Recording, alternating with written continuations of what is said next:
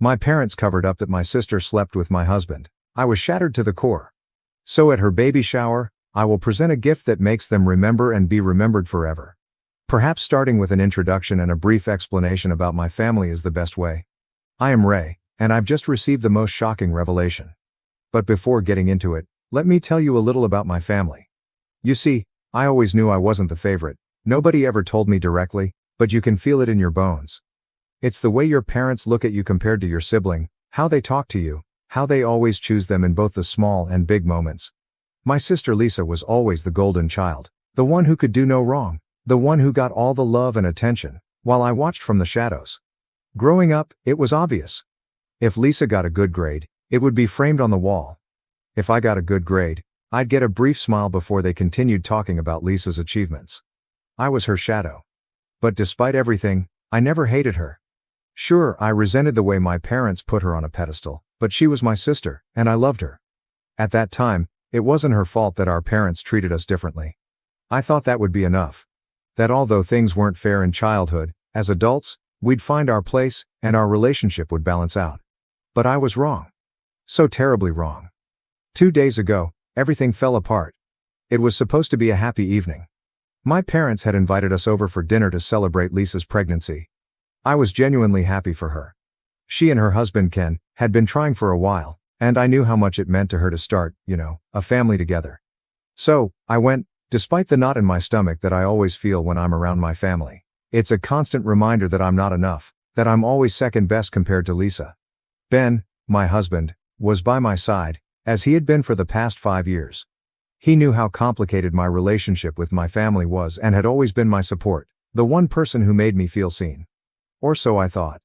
The dinner was fine, normal even. We were all sitting around the table, laughing and celebrating Lisa's news. My parents, as expected, were beaming with pride, gushing about Lisa's pregnancy as if she had invented motherhood. But that didn't surprise me anymore. I smiled and congratulated her, pretending everything was fine. It was later, when I overheard my parents talking, that my entire world fell apart. After dinner, I excused myself to use the bathroom. On my way back, I passed by the kitchen and overheard my parents whispering. I should have kept walking, but something in their hushed tones made me stop. And that's when I heard it. My mom was saying they would never tell me anything about Lisa's mistake. At first, I was confused, wondering what mistake they were talking about. But then the answer hit me like a slap in the face. They were talking about how Lisa had slept with Ben, my husband. Apparently, it happened a few months ago, and they decided not to tell me to protect Lisa because she was their precious girl and didn't deserve to have her image tarnished. They called it a simple mistake, a lapse in judgment, something that should be forgiven because, according to them, the important thing was that she managed to get pregnant. I stood there, frozen, unable to move, unable to breathe. The walls seemed to close in around me. My mind was flooded with disbelief, betrayal, and rage. My husband, my partner, the man I trusted with my life, was a traitor, and with none other than my own sister. And worse, my parents knew. They had kept it a secret, choosing to protect Lisa instead of telling me the truth. They chose her again over me. It felt like all those years of feeling less were somehow validated. They made their decision, and it wasn't me. I don't even remember how I left that house that night. I vaguely recall muttering something about not feeling well and needing to leave. I couldn't face them, not my parents, not Lisa, and especially not Ben. So, I just left, got in my car, and drove. But I don't remember where I went. I just needed to be away from them, away from the reality of what I had just learned. It felt like my whole life was a cruel joke, like nothing made sense anymore, like I was falling into a void with no way to stop. It's been 2 days, and I still can't process it. I haven't confronted anyone. I've barely spoken to Ben since that night. He keeps asking me what's wrong, why I'm so distant, but I can't even look him in the eye, let alone talk to him. Every time I see him, all I can think about is him with her, my sister. How could he do this to me? How could she? And how could my parents hide it as if it didn't matter, as if I didn't matter? I keep replaying that conversation in my head, hearing my parents say Lisa's mistake shouldn't ruin her life, that it was just a slip. But what about my life, my marriage? Does that not count? Do I not count? It feels like I've been erased, like I'm a secondary character in a story that should be mine. But somehow it's always about Lisa. No matter what she does, no matter how much she hurts me, they will always protect her.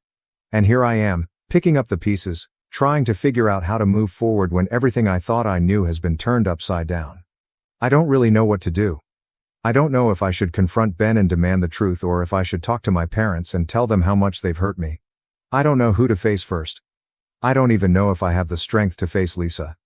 The thought of talking to her and hearing whatever excuse she might have for betraying me makes my stomach turn. But I can't keep living like this, pretending everything is okay when it's not. I can't keep this secret inside, letting it poison every thought, every moment.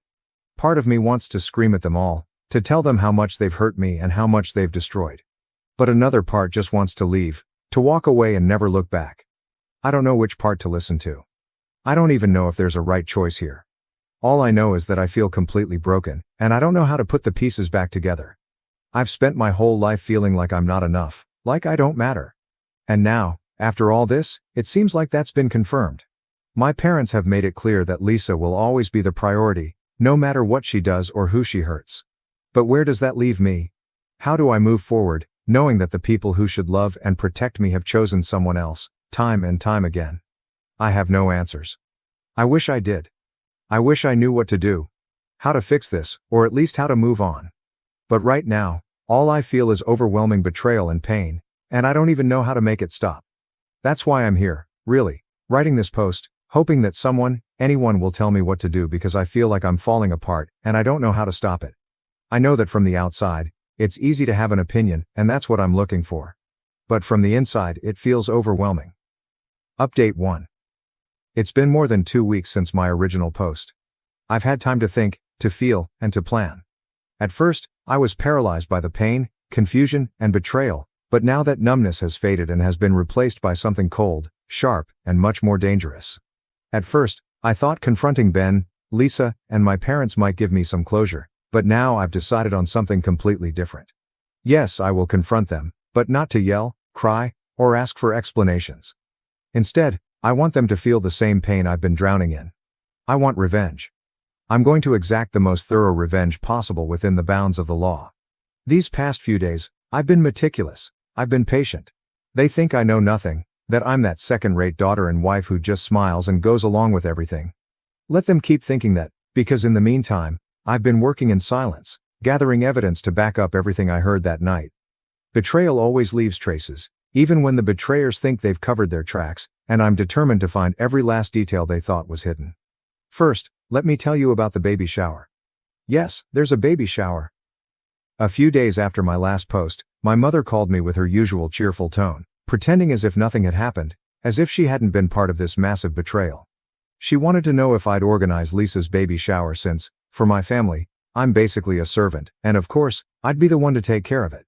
Probably, if the situation were reversed, she wouldn't ask my sister to organize this. Yes, she wanted me to celebrate the very person who destroyed my marriage and my life. The audacity left me speechless for a moment, but then it occurred to me to use this to my advantage. This could be the perfect opportunity to set the stage for what's coming. Of course, I agreed.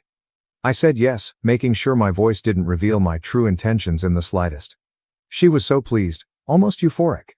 "Lisa will be so happy," she said. I smiled over the phone, thinking about how happy Lisa would be when she found out what I had planned for her. But before making my move, I needed to gather as much as possible. I've become almost obsessive about uncovering every last secret, every message and every piece of evidence showing exactly what they did to me. At night, while Ben sleeps, I go through his phone, his laptop, even his old backups. At first, I wasn't sure if I'd find anything. Maybe they'd been smart enough to cover their tracks. But people always get careless when they think they have the upper hand. The first evidence came in the form of a hidden folder on his phone. He thought he was clever, naming it something innocent, but I know him too well. Inside were photos, pictures of him with Lisa. And it turns out, it wasn't just once, but an elaborate affair. Some photos seemed innocent at first glance, but others, well, let's just say they made it clear what had happened between them.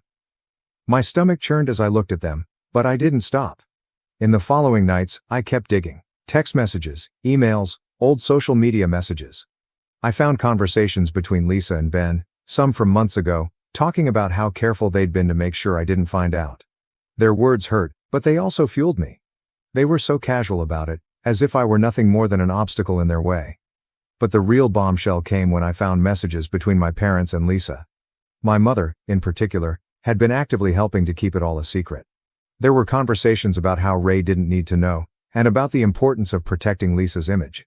Lisa sent screenshots of these messages to Ben, assuring him that our parents were on their side and that they didn't have to worry about me finding out. I felt sick reading it. They didn't care that I'm their own daughter, all they care about is Lisa's reputation. I've saved everything, every photo, every message, every piece of evidence is now carefully stored on my device. I've backed it all up, just in case. I'm not going to rush. I'm going to wait for the perfect moment to act, maybe at the baby shower, maybe afterward, but I'll make sure that when it all falls apart, it falls apart hard. They won't know what hit them. Update 2. It's been about a week since my last update, and there's so much I need to share, although I'm not sure where to start. The events of yesterday feel like they played out in a dream, or maybe a nightmare. It depends on who you ask.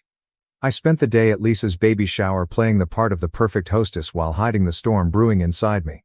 The facade was carefully crafted. I was the supportive sister, the cheerful daughter, the obedient wife. Everyone was there, family, friends, and Lisa's husband, none of whom knew about the storm about to be unleashed. The celebration itself was an elaborate event, and my mother, unsurprisingly, was practically bursting with pride, ensuring everything was perfect for little Lisa. My parents had no idea the real gift was coming, and it was from me. A gift that would shatter the carefully constructed world they had built. I was acutely aware of my racing heart. I could feel my pulse, not from excitement, but from the anticipation of the chaos about to unfold. As the day went on, I engaged in light conversations, laughed at shallow jokes, and arranged the many baby gifts stacked on the table. The whole time, I was intensely aware of the ticking time bomb about to explode. I could see Lisa enjoying the attention. Her smile wouldn't last long, but the longer she thought she'd gotten away with it, the better for my revenge. The moment came when they cut the cake. Everyone clapped and congratulated her, and I felt my pulse race even more as I prepared to give Lisa her special gift. I told everyone it came from the heart, but deep down, I knew it came from the depths of my pain. Then I stood up to address everyone, and the noise in the room fell silent. Lisa looked at me with a bright smile, visibly excited as she reached for the beautifully wrapped box. I had put effort into the presentation, exquisite paper, a luxurious bow, all designed to create a sense of anticipation and make it seem like a very important gift, which it was. Everyone gathered around Lisa to get a closer look as she began to unwrap it. Inside were printed photos, shocking images of her and Ben in very compromising situations. Intimate moments frozen in time, the kind of photos you wouldn't want your family to see. I had carefully chosen the most incriminating images, the ones that revealed their betrayal with undeniable clarity. Lisa's expression changed from excitement to confusion and then to horror as she processed the contents of the box. The atmosphere in the room shifted when people realized what was happening and the implications of the photos for everyone involved, Lisa, me, and my husband. But I wasn't done. As the murmurs began and people started asking questions to either Lisa or me, I unveiled decorative curtains that displayed the same photos, enlarged and arranged in a striking format. The truth was now exposed for everyone to see, a gallery of betrayal, capturing the affair that had shattered my life. Lisa's face turned pale, the blood draining from her cheeks, leaving her looking ghostly. Her hands trembled as she struggled to grasp what was happening. My parents instinctively tried to intervene, but I wasn't going to let them silence me. I took a deep breath and let the words flow. I revealed the entire affair, detailing how they had helped cover it up and how they pretended everything was fine while Lisa betrayed me with my husband. Lisa's husband, completely shocked, stormed out of the room, yelling at her, calling her a traitor, and expressing disbelief at how she could have done all this. It was likely a similar expression and feeling to what I experienced when I discovered the entire ordeal. My parents were left speechless, unable to defend their golden child this time. The world they had so carefully built around Lisa was crumbling, piece by piece, as I unveiled the chaos she had orchestrated. Standing there in the middle of the crowd, I felt something strange, a sense of release washing over me. Some people approached me to offer comfort, but I didn't need any of that at the moment because I had done what needed to be done. So, I took my things and left. Update 3. 2 weeks have passed since my last update, and I think the dust has settled enough to share the aftermath of my surprise at the baby shower and the fallout for everyone involved in the betrayal. The night I revealed everything, I left the party as soon as I finished showing the evidence. I didn't want to talk to anyone or face the reactions of those who had been my family until then. I didn't know what had happened afterward until Lisa's friend, well, now ex-friend, contacted me a few days later to ask me some questions. She, one of Lisa's closest confidants, started the conversation in a tone ranging from disbelief to disgust. She told me that after what I had exposed, she had opened her eyes to Lisa's true personality. In her words, if Lisa could cheat on her own sister with her husband, what guarantee did anyone have that she wouldn't do the same to her? The betrayal she witnessed at the party had left her with a profound sense of doubt, and she felt unable to continue her friendship with someone like that. During our conversation, she asked for advice on how to investigate her husband to ensure he wasn't hiding something similar. I told her to thoroughly check his social media, text messages, and any conversations on his phone that might seem suspicious. I also made it clear that if she discovered anything important, I'd be waiting for her to share it, as I know many of you would also want to know. But that wasn't all she told me. Apparently, after I left the party, the venue turned into a full-on battleground. Lisa's husband's family was there, and once they understood the situation, a wave of shouting and accusations filled the air. Lisa's husband's parents were as furious as they were disappointed, hurling harsh words and insults at her for what she had done. My father, with whatever dignity he had left, tried to intervene to defend his daughter, claiming that Lisa was pregnant and they shouldn't speak to her that way. But Lisa's father-in-law wasn't holding back, retorting that their dear daughter was nothing but a harlot of Babylon. Let's just say he used a much cruder term. That comment hit my father like a dagger, and he charged at Lisa's father-in-law, intending to settle things physically. It didn't go well for him. Lisa's father-in-law landed a single punch that sent him to the ground. He didn't lose consciousness but stayed on the floor, either from humiliation or fear of receiving another blow. And it wasn't just the men willing to fight. Lisa's mother-in-law, enraged by everything that had happened, began insulting my mother, who didn't hold back either, calling Lisa's father-in-law a gorilla for hitting her husband. This provoked the other woman to lunge at her. The scene was brutal. I heard Lisa's mother-in-law pulled my mother's hair so hard she had to be separated by others. My mother ended up losing a chunk of hair, and someone even joked that she might want to start considering a wig. Some guests tried to stop the fight, managing to calm things down before it escalated further. I admit that, deep down, I feel a twinge of regret for not staying at the party to witness the fallout of my gift. It's akin to the feeling you get when you miss school on the most eventful day of the year. But despite the curiosity, I know it was for the best. I left to maintain my own peace of mind and avoid getting caught in the shame and chaos. Surprisingly, Lisa came out of the situation physically unharmed, not because she didn't deserve it, but because she's pregnant, and everyone present, even the most furious, had enough self-control not to harm her physically. Although there's a high chance the baby she's expecting is my husband's, it's not the child's fault that their mother was such a deceitful and treacherous person. Update 4. As for my ex-husband, or rather, soon-to-be ex-husband, things have progressed quite a bit. I delivered the divorce papers to him as soon as I could get them processed. He didn't get punched during the party because I think he had enough sense to stay silent and try to make himself invisible among the crowd. He remained quiet, head down, as if trying to go unnoticed. Apparently, this strategy worked, as he avoided the punch from Lisa's father-in-law, a punch he deserved more than anyone else, especially since her father-in-law was so willing to throw one. Later, when he got home, he found all his belongings thrown out on the lawn. I hadn't left a single thing of his inside. Everything was on the grass, waiting for him to get the message. He didn't say a word or knock on the door to talk to me. He simply collected his things and left. At least he understood the hint. Now we're waiting to see what happens with the house once the divorce is finalized. In the past 2 weeks, neither my sister nor my family has tried to contact me, neither to apologize nor to lash out at me, which doesn't surprise me.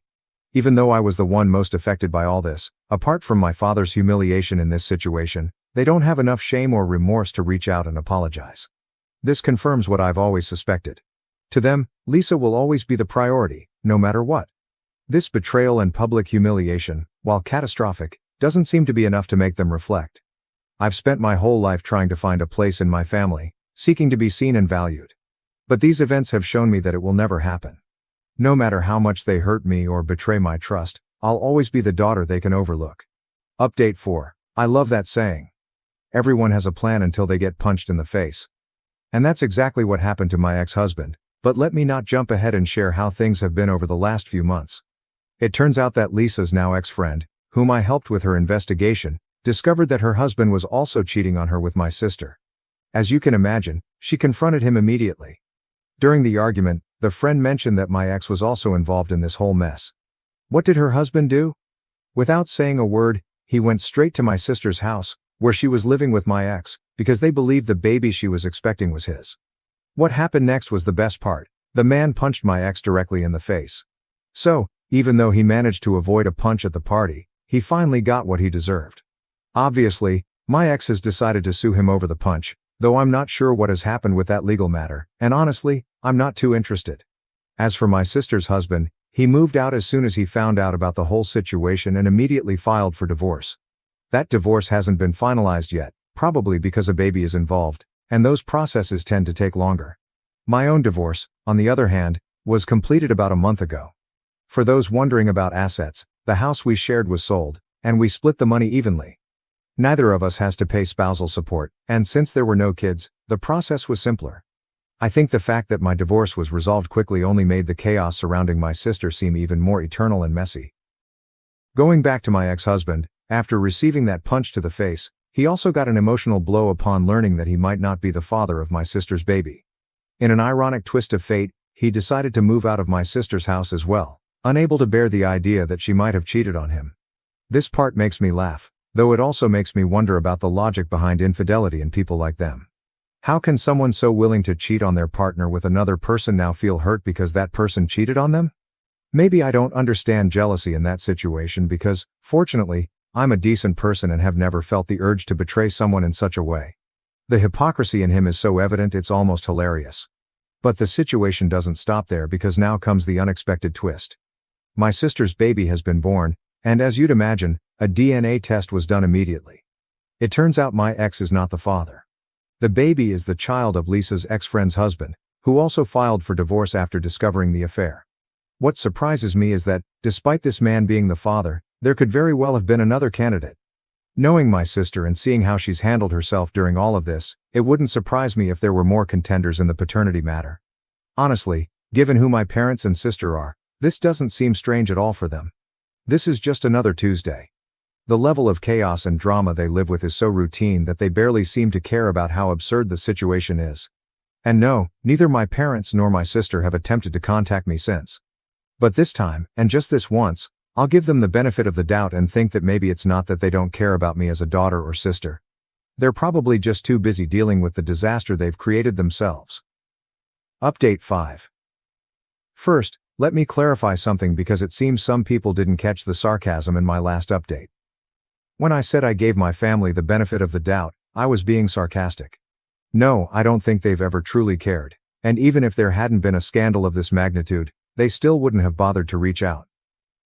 Moving on to the update, my sister has ended up moving back into our parents' house. Why? Well, the biological father of her baby decided not to stay with her, and while he's been unfaithful, I understand the decision. Staying with someone as untrustworthy as my sister sounds more like a punishment than a reward. So, alone and with a baby, she returned to the only place where she seems to still be welcomed with open arms, our parents' house. As for my sister's divorce, it concluded in a favorable manner for my ex-brother-in-law. The house they shared was sold, and he doesn't have to pay either child support or spousal support. I think this was the best-case scenario for him. Now, he can walk away from this whole mess without any financial or personal ties to my sister. It's like life gave him a one-way ticket out, and I can't imagine a better ending for him. Lisa's ex-friend has also finalized her divorce, and in terms of peace and counting the punches, it seems things have settled down. Although, with everything that has happened, it's clear that many people in this story are still deserving of another punch. For now, the physical dramas have ceased, but the memories will remain engraved in the minds of everyone involved, and some on their faces.